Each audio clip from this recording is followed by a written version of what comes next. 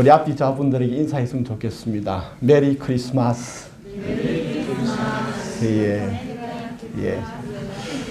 사실 아직 코로나가 다 끝나지도 않았고 또 세상의 뉴스들을 보면 참 가슴이 답답하지만 그럼에도 주님 오심에 우리가 기쁨을 잃어버리지 않기를 주님의 이름으로 축복합니다.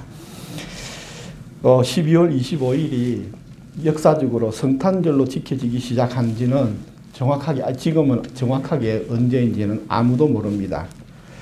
역사적 기록물이 언제부터 시작됐는지 우리는 아직까지 찾지 못했고 현재에는 존재하지 않기 때문입니다.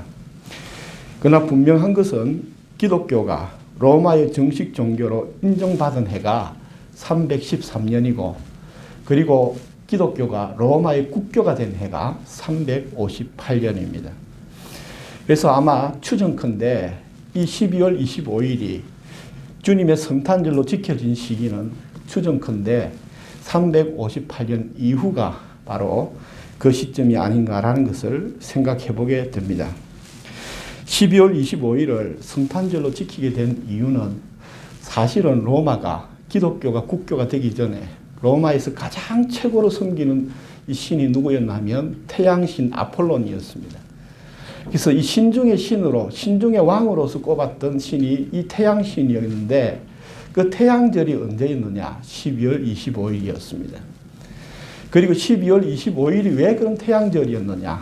우리 얼마 전에 며칠 전에 12월 22일 동지를 지났는데 동지를 기점으로 하여 동지가 가장 밤이 길고 낮이 짧은 해가 짧은 날이었는데 그 12월 22일이 지난 다음에 3일 후 이 3일이라는 것이 동서고금을 막론하고 부활과 소생의 상징을 의미하는데 이 3일 뒤인 12월 25일이 본격적으로 이제 밤이 짧아지고 해가 길어지는 시점으로 삼아서 12월 25일을 태양절로 섬겼던 것을 생각해 보게 됩니다. 그런데 왜 이렇게 로마의 신을 태양신을 섬기던 이 날을 기독교가 성탄절로 섬기게 되었냐 하면 바로 이 358년에 기독교가 로마의 국교가 되면서 사실 요한복음에 보면 예수 그리스도를 태초의 빛으로 묘사하는 말씀이 있습니다.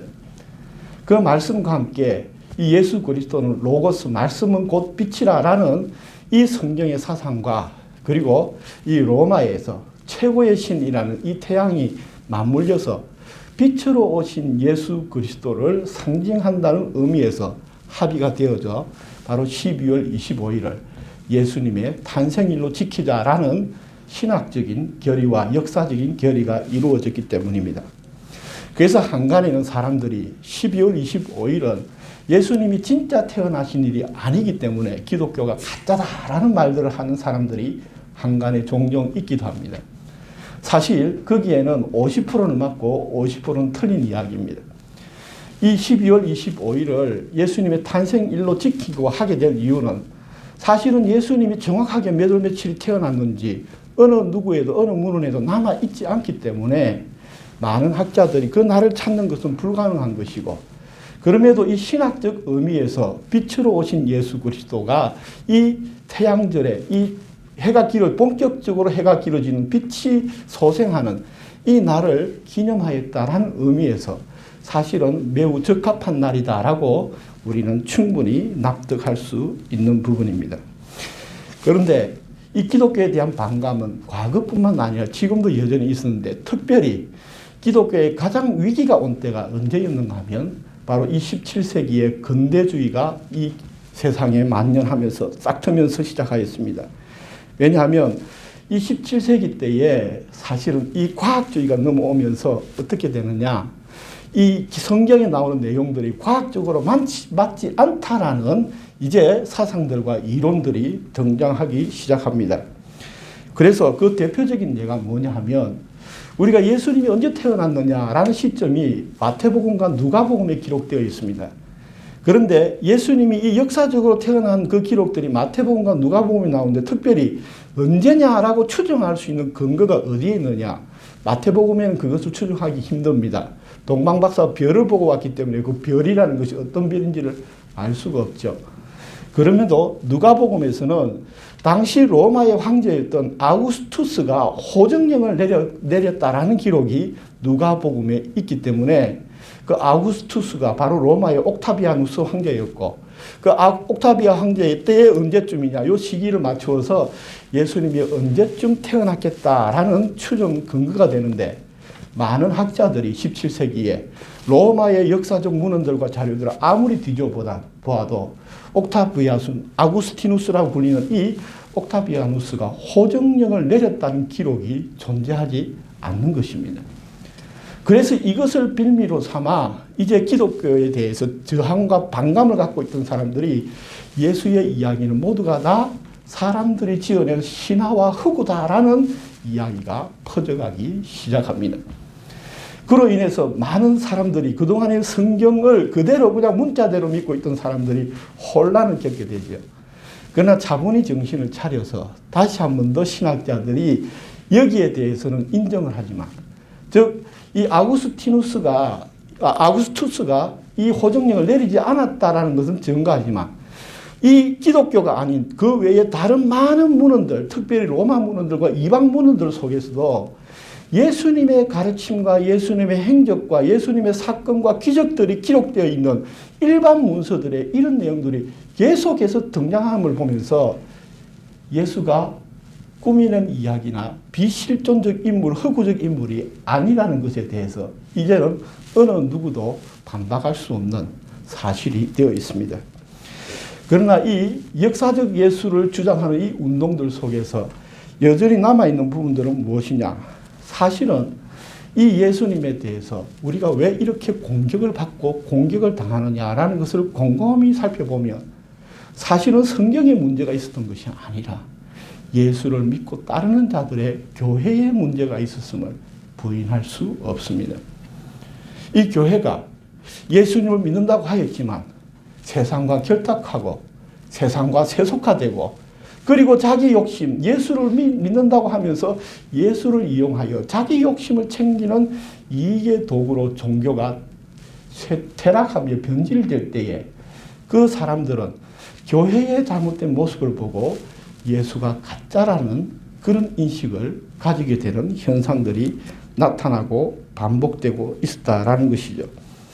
오늘 우리가 다시 한 번 더 예수 그리스도를 믿는 우리가 사실은 세상 사람들에게 이 땅 위에 예수를 가장 왜곡시킬 수 있는 주범이 될 수 있음을 우리가 정신 차리고 살아야 함을 보게 됩니다. 예수 그리스도를 부인하게 만들고 예수 그리스도를 부정하게 만들고 예수 그리스도를 왜곡시키는 주범은 예수를 믿지 않는 자들이 아니라 예수를 바르게 믿지 않는 자들에 의해서 일어나기에 우리의 신앙을 다시 한 번 더 바르게 점검하고 우리의 삶이 말씀과 일치되는 영점 조준을 끊임없이 해야 함을 우리가 기억해야 할 것입니다. 2주 전에 환혼이란 드라마를 시청하게 되었습니다. 우연히 시청하게 됐는데 그 내용이 꽤 재미가 있고 제가 관심 있어 하는 분야이기 때문에 가만히 들여다보니 지금은 환혼이라는 이 시즌2가 지금 방영되고 있는데 그 본 것은 시즌1을 보게 되었는데 잠깐 그 드라마를 이어서 지켜보면서 느낀 것이 있습니다. 그 드라마의 배경은 술사들의 세상에서 정술과 사술 간의 갈등을 배경으로 이야기를 끌어가고 있었습니다. 작가가 생각하는, 그래서 그 드라마를 보면서 그 작가가 그러면은 정술은 무엇이고 사술은 무엇인가라는 것을 그 배경을 살펴보면서 가만히 살펴보니 그 이야기 속에서 정술은 모든 일을 이롭게 하기 위해서 사용되는 것이 정술이었고 사술은 자신의 욕망과 이익을 위해 만들어진 술법이 사술로 묘사되고 있었습니다. 그리고 이 내용은 끝까지 다 보기 전에 느낌상으로 봤을 때에 이 내용은 결국은 이 사술이 정술화되어서 세상을 속이고 사술이 이 세상을 지배하는 세상을 만들기 위해 이 펼쳐져 가는 그 이해와 그리고 그것의 그 악에 대해서 맞서는 소위 말하면 제왕성을 타고난 이야기 속에 기독교적으로 표현하면 이 모든 악과 사술이 펼쳐지는 것을 이미 막기 위해 메시아로 택함받은 자가 성장하는 배경 과정들을 묘사하고 있는 것이 그 드라마의 이야기인 것 같았습니다. 그런데 이 드라마가 제 기억 속에 남는 이유는 이 드라마가 가지고 있는 작가와 그 드라마가 주고 있는 메시지였습니다. 사실 자신의 영생을 위하여 타자의 생명과 몸을 약탈해가는 환원술의 묘사는 판타지임은 분명하였지만 이 드라마가 담아내고 있는 메시지 가운데 자기에게 주어진 힘을 자신의 욕망을 채우는 도구로 사용되어질 때 그 힘은 악마적임을 정확하게 보여주고 있었습니다. 또한 모든 힘과 능력에는 자기 자신을 위함이 아니라 어려운 자들과 약한 자들과 함께하는 자들을 이롭게 하기 위하여 주어진 책임이 함께 있음을 놓치지 말 것을 그 드라마는 말해주고 있었던 것입니다. 12월 25일 성탄을 앞두고 예수님의 오심에 대해 계속 묵상하면서 뜬금없는 생각이 떠올랐습니다. 뭐냐? 예수님이 이 땅 위에 성육신한 이것이 공교롭게도 외계인의 침입이라는 생각이 들었습니다. 성육신은 죄 없으신 분이 죄와 악으로 물들어 있는 세상 속에 오신 사건이며 하늘 보좌 우편에 계셔야 할 분이 추악한 인간계에 침투한 사건, 외계인의 침투 사건이다라고 제가 극적으로 한번 생각해 보았습니다. 그리고 인류의 구원을 위해 침투하시기로 선택한 곳은 로마의 황실이나 예루살렘 성전의 주인이었던 대제사장의 아들이 아니라 이 땅 위에서 가장 소외되고 이름 없는 그러한 자들에게 임재하신 예수 그리스도를 생각해 볼 때 우리의 인간적 관점과 일반적 관점에서 도저히 이해할 수도 납득할 수도 없는 비효율적 사건이다라는 것을 생각해 보게 됩니다. 사실 요셉과 마리아는 이방 땅이라 유대에서는 이방 땅이라 불리워졌을 만큼 바로 이 유대의 가장 변두리에 속해 있었고 또한 유대인들로부터 인정받지도 또한 관심받지도 못하였던 땅이었습니다. 그러나 복음서는 거기에서 복음서가 말하는 것은 공교롭게도 요셉과 마리아는 다윗의 혈통이고 제사장의 가문이었다라고 이어서 말을 합니다. 그런데 가만히 살펴보면 이 말은 이 요셉과 마리아가 대단한 존재가 아니라 사실은 뼈아픈 이스라엘의 역사가 담겨있는 메시지이기도 했습니다. 사실 초대 대제사장은 아론이었습니다. 그리고 아론에게 4명의 아들이 있었는데 두 아들은 나답과 아비후는 하나님이 인정하시지 않는 불을 가지고 향을 피우다가 불타 죽게 됩니다. 그리고 2명의 아들이 남아서 그 제사장의 계보를 이어가게 되는데 바로 셋째인 이다말과 넷째인 엘르아살이 그 대사장의 계보를 이어가게 됩니다. 그렇게 아론의 후예에서 이다말과 엘르아살의 계보가 이어져 쭉 내려오다가 다윗이 이스라엘의 왕이 되었을 때에 엘르아살의 후손인 사독이라는 제사장이 일어나게 되고 그리고 다윗이 이 사독이라는 제사장과 함께 총회를 하고 그와 함께 하면서 점점 이다말의 후손의 계열의 제사장들이 역사의 중심에서 밀려나기 시작합니다.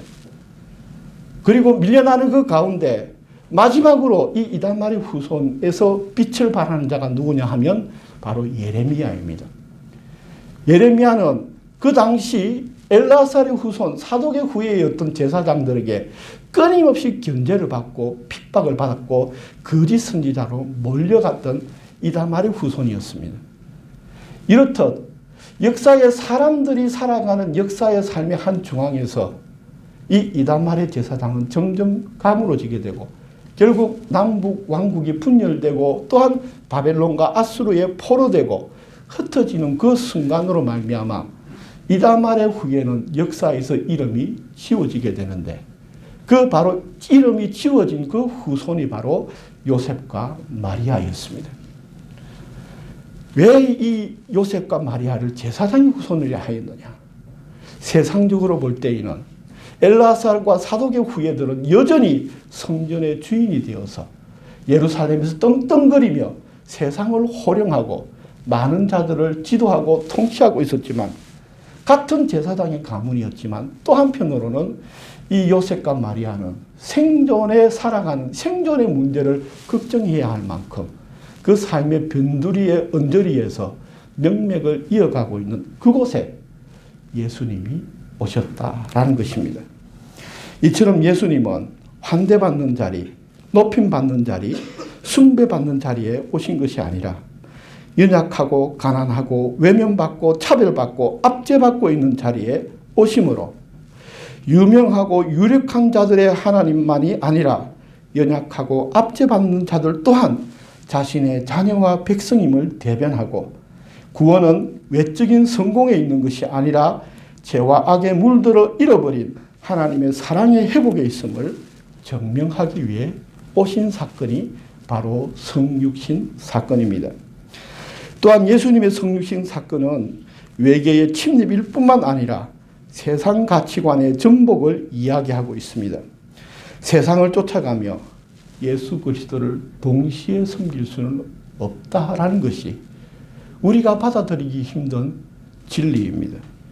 우리는 세상도 좋고 예수도 좋고 둘 다 좋으면 얼마나 좋겠습니까만은 세상을 섬기면서 예수도 같이 섬길 수 없다라는 것이 우리 성경이 말하고 있는 결론입니다. 우리는 세상 한가운데 살아가는 자들이지만 세상을 쫓아가는 자들이 되어서는 안 됩니다. 그리스도인은 세상 한가운데에서 예수를 닮아가고 예수를 따라가는 자들이 그리스도인입니다. 세상을 벗어나거나 세상을 부인하거나 세상을 떠나지 말라는 것이 아니라 세상에서 세상 사람들처럼 세상 사람이 되지 말아라라는 것이 예수님이 우리에게 말씀하신 요청입니다. 그래서 그리스도인들은 세상에서 행복과 성공을 구하는 자들이 아니라 세상이 죄로 말미암아 잃어버린 천국을 회복시켜가는 자들이 그리스도인이란 우리의 정체성을 잊지 말아야 할 것입니다. 이것을 위해 하나님께서는 바로 예수 그리스도를 이 땅 위에 보내주시고 예수 그리스도를 통하여 성령과 권능을 우리에게 주시고 계시는 것입니다. 신약 성경에서 가장 극적인 인물로 여러 사람을 꼽을 수 있지만 그 대표적인 한 사람으로 바로 오늘 본문에 해당하는 바울이라는 사도를 꼽을 수 있습니다. 이 바울은 원래 사울이라는 이름을 가진 자로서 유대교에 정통한 자였습니다. 그리고 그는 유대교에 충심을 다하는 자였습니다. 그런데 이 바울이 사울이었을 때에 유대교의 기독교라는 것이 새롭게 등장하게 되고 이 기독교라는 것이 유대교의 경쟁자로 부상하게 됩니다. 그로 인해 이 사울은 기독교에 대해 핍박하고 유대교를 위협하는 기독교를 제거의 대상으로 삼고 예수를 핍박하고 예수 그리스도를 믿는 자들을 공격하고 박해하기 시작하였습니다. 사울은 유대교만이 참 진리라고 믿고 확신하며 유대교를 초월하여 가르치는 예수 그리스도교는 유대교를 와해시키고 균열시키는 한낱 사이비 집단이라고 여기며 마땅히 예수 그리스도교는 처벌과 제거되어야 한다고 확신에 차 있던 사람입니다. 이렇게 자기 확신으로 똘똘 뭉쳐있던 사울에게 예수님은 다메섹 도상에서 그에게 찾아오셨습니다. 예수님의 임재는 2000년 전 단 한 번의 단위적 사건이 아니라 지금도 여전히 우리의 삶과 마음 가운데 진행 중인 사건이 예수님의 성육신 사건입니다.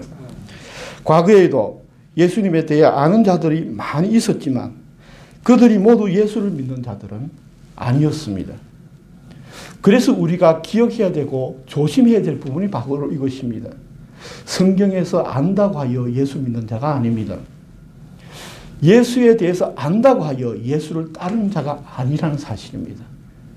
다시 한 번 더 이 크리스마스를 기점으로 하여 나는 예수에 대해서 아는 자고 예수를 아는 자인지 예수 그리스도를 따라가는 참된 신자인지를 끊임없이 스스로 점검해 볼 필요가 있다라는 것입니다. 바울은 우리에게 성육신이 무엇인지를 보여주는 대표적인 사람입니다. 그는 예수를 핍박하는 자였으나 다메섹 도상에서 성육신을 경험한 후 예수 그리스도의 종이 되었습니다.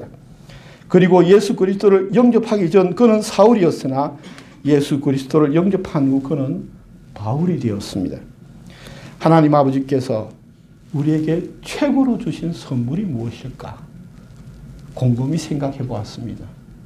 다이아몬드도 좋고 금도 좋고 로또 당첨도 좋고 건강도 좋고 이 세상에 비싸고 가치 있는 것 다 좋지만 과연 하나님 아버지께서 우리에게 주신 하나님 아버지의 가장 소중한 보물은 금은 보화가 아니라 자기의 독생자이신 예수 그리스도이심을 우리는 알아차려야 할 것입니다.